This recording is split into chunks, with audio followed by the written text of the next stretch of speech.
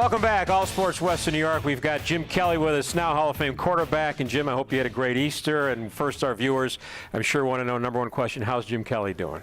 I'm doing pretty good. Can't complain. I'm sure everybody has their own problems. I don't need to hear all mine. But as a matter of fact, when this airs, I will be in New York City for my 3-month MRI to pray that the cancer has not come back. I mean, I've had a few minor setbacks, but other than that, I feel pretty good. You, from watching your exploits, and Jill keeps us posted on Facebook and Twitter and Instagram. She's the social wizard. I'm impressed. It seems like you've made up for that year where you lost time. You've been everywhere. You've really been on a real traveling mission. Yeah, I really have, and it's not slowing down anytime soon. My daughter, Erin, who wrote a book called Kelly Tough, her journey through being the big sister of Hunter and what she went through that and having to be strong for him and, you know, with us too. And then what I taught her as a young girl growing up playing sports, that you had to be tough. I don't care if you're a girl, you're going to be a Kelly Tough girl. And then not knowing if her daddy was going to be around and how her mental approach through it all and how she kept her faith and how they got through it all. And her book comes out in May, middle of May, and we're going to be doing a big tour with her. But yeah, I've been pretty busy traveling and having some fun too. You got to do that. And then I have my 15-year-old daughter, Cameron, which is keeps me on my toes day in and day out. But yeah, I'm doing pretty good, but I am staying busy. I'd say your daughters are a chip off the old block, Jim, but they're much better looking than you. Yeah, they take after their mom. No, thank God. Yeah, they're beautiful, beautiful girls. Okay, so let's first talk about it's starting to warm up a little bit.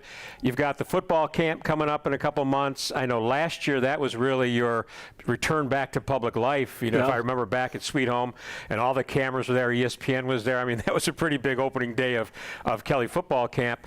This year, what are the changes? Are you back at the stadium? Yeah, we're back at the Ralph, which is cool. I mean, kids want to be there, even though Sweet Home was a great facility and let us do the camp so we wouldn't have to miss it, and I wasn't going to miss it for anything. And but people want to run around where, you know, guys from the past have played, not just in my era, but even after my era.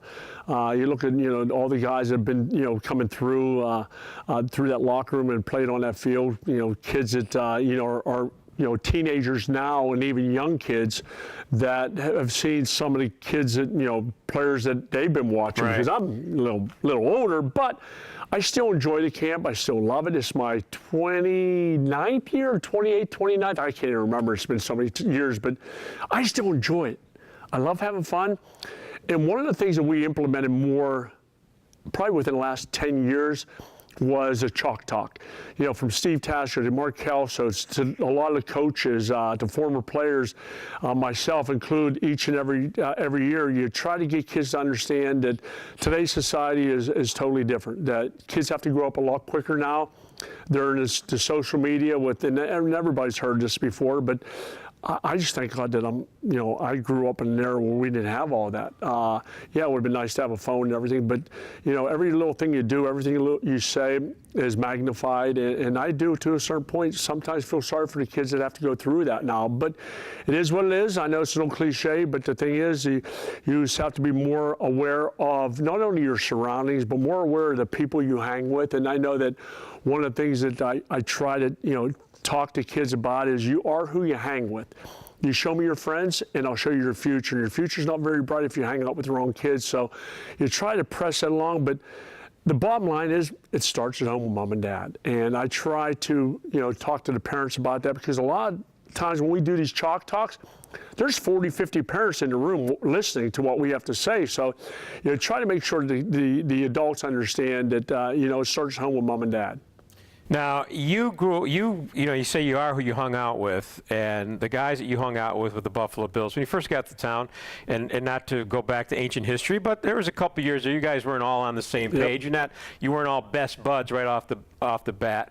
But you look at where that group, you know, with Thurman and Andre and Bruce and Tasker and Kelso and all these guys you talk about, and the guys you have at your camp, I mean, and what you went through, I mean, it's just amazing to see the camaraderie that developed out of you guys playing a sport. There's no doubt. And you've been around here long enough to know, so it's not just something from the past that happened. we still get along. Yeah. We still get together all the time. We still go to each other's benefits, whatever the case may be. We still hang out. I think it's me, Thurman, Tasker, Kelso. We all still live here in Buffalo. We love it. We love the people. But yeah, when we travel, if we're even, whether it's in Virginia to see Bruce or Orlando to see Daryl or whatever the case may be, God rest his soul, Mississippi, I used to hunt with Kent every year.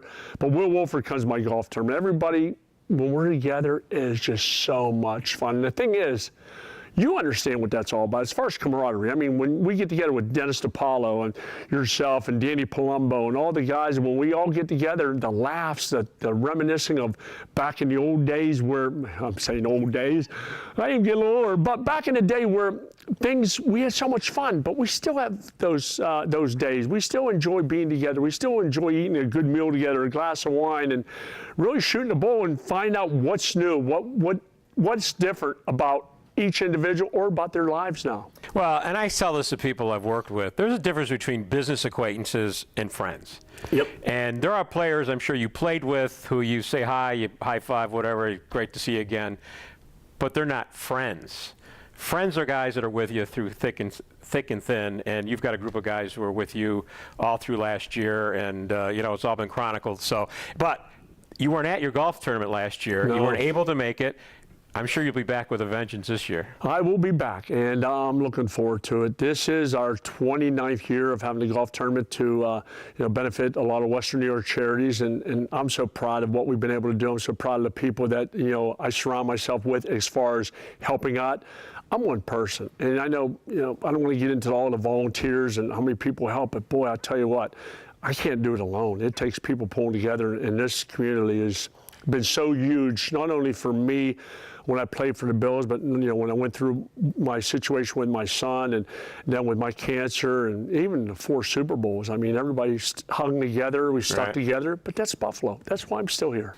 Danny's glad you'll be back at the golf tournament this year. I remember Danny last year. He found out what it was like to be the #1 Kelly that day. Yeah, he's been amazing for me. All my brothers. I mean, when I thought about the tough times I've had in the last couple of years, I looked at the people that I've surrounded myself with and looked at the people that I love and love me. And, every time my brothers or my wife or my daughters would walk into the room, they always walked in with a smile on their face, an upbeat attitude. And my saying that I thought about a couple of weeks ago is make a difference today for someone who is fighting for tomorrow.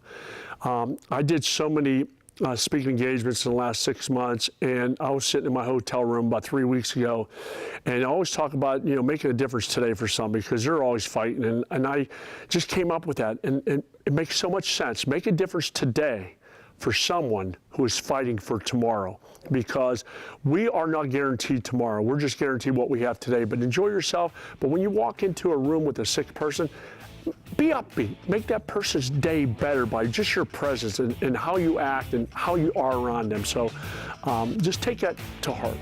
Great. We'll take a break. We'll be back. More with Jim Kelly right after this.